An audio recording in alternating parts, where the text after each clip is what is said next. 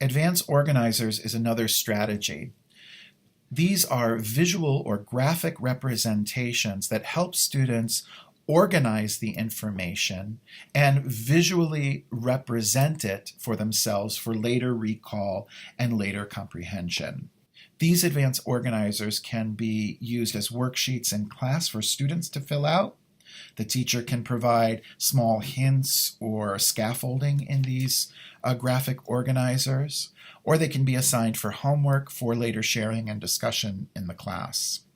A second suggestion is to promote active reading strategies in your class. By active reading strategies, I mean those strategies that we use effectively in order to interact with the text, to ask questions, to predict, to organize the information. A great way to do that is through what's called the SQR3 method. That is survey, question, read, recite, review. By survey means before you read, look through or skim through the text, the title, the subheadings, the visuals, the bolded terms, the introduction, conclusion, and if there is a summary. While you're doing that, or after you're doing that, formulate questions. Turn titles and headings into questions. Develop questions of your own. For example, what do I already know about this information or about this text? What does this remind me of, perhaps in my own personal experience? What other texts is this similar to? What do I need and want to know from this text?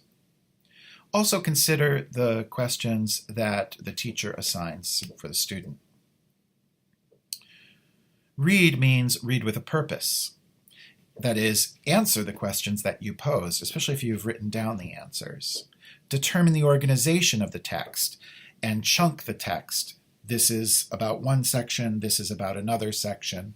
Oftentimes looking at transition phrases like next, however, although. These transition phrases or discourse markers often signal what type of text it is and how it is organized. Students should slow down at important and difficult parts. Keep notes on new words and meanings in the margin of their notes. Recite or reformulate important information involves annotating and highlighting the text, taking notes in a visual or advanced organizer, summarizing or restating in their own words, and checking their comprehension by looking back at the original text.